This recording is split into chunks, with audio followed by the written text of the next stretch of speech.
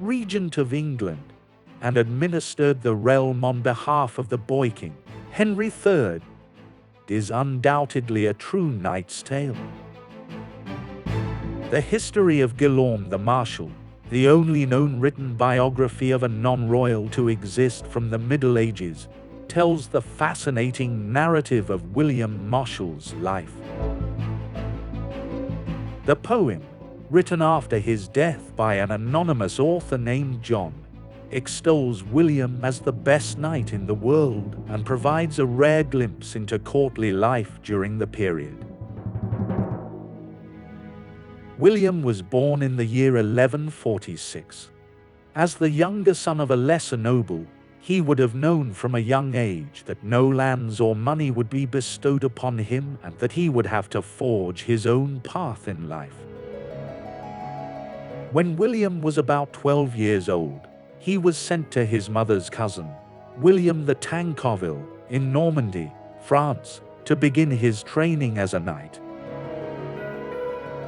Young William would have learned to employ the instruments of his trade here, including the latest shot tactic of the day, riding into combat atop a horse while carrying a perfectly aimed war lance. As the saying goes, practice makes perfect, and William trained for 7 years to perfect this knightly skill, as well as his sword and mace skills. However, according to William's history, he gained the moniker Greedy Guts during his early years at the Tancarville retinue, so it appears that it was not all training and practice. It was in the final year of his apprenticeship that the now 6-foot-tall William heard that his father had died, leaving him with no money. William realized he needed to start earning a livelihood, and as a knight, fighting in tournaments looked to be the norm. Tournaments were like battles in medieval Europe, where knights might show off their abilities and talent. Hundreds, if not thousands, of mounted knights wielding war lances would charge headfirst into one another, and in the ensuing combat, swords and maces were used to knock 7 bells out of each other. Death was not common as a training method for combat, although it did occur on occasion. Damaged teeth and bones were far more prevalent. Fortunately for William, the Wembley Stadium of the day was just down the road, on several acres of fields in Picardy, northern France, where Europe's warrior elite would gather on a regular basis to compete in the tournament. Knights would arrive from all across Europe, including Spain, England, Scotland, and France, to participate in teams. The prize was whatever ransom could be wrung from other captive knights, princes, and nobles, like in real combat.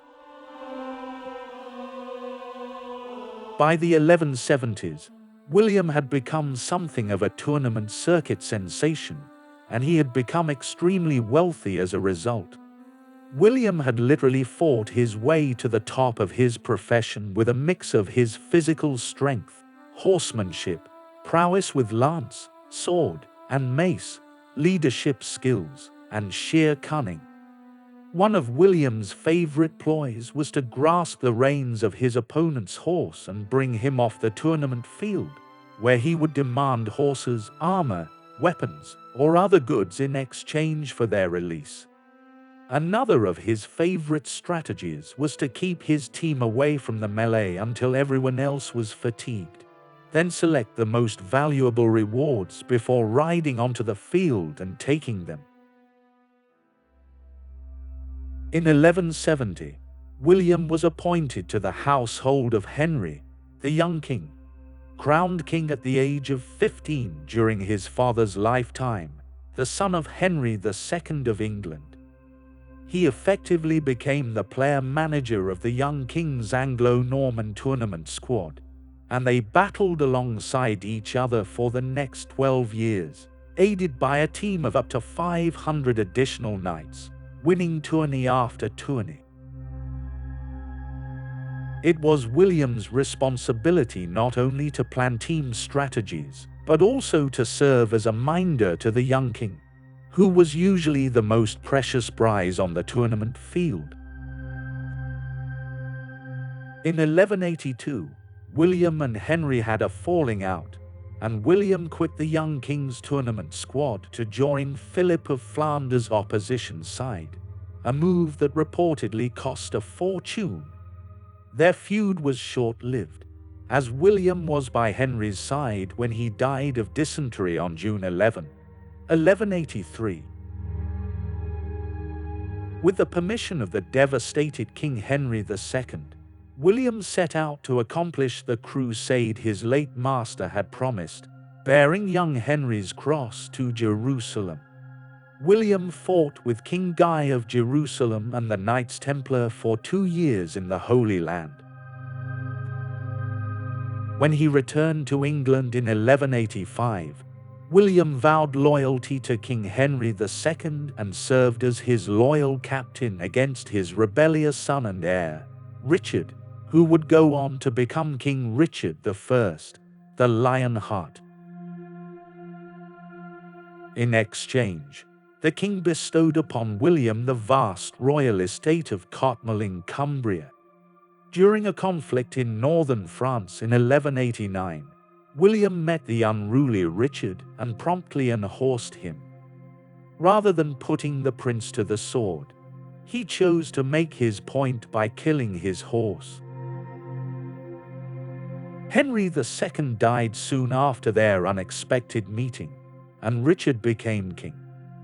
Despite the fact that they had only battled a few days before, Richard rewarded William by granting him the hand of Isabel the Clare, heiress to the Strongbow lands in England, Ireland, Normandy, and Wales. So, at the age of 43, William married his 17-year-old wife, transforming the landless knight from a lowly family into a great baron and one of the kingdom's richest men. In 1190, William was named to the Council of Regency, which was left to manage the realm after Richard the Lionheart led the Third Crusade to the Holy Land. In his ongoing wars in France against King Philip II, he served as the king's hands-on general.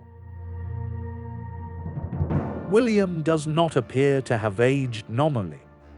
At the age of 50, he ascended the walls of a besieged French castle and held it until reinforcements arrived in 1197. When confronted by the castle's warden, he dispatched him with a single blow.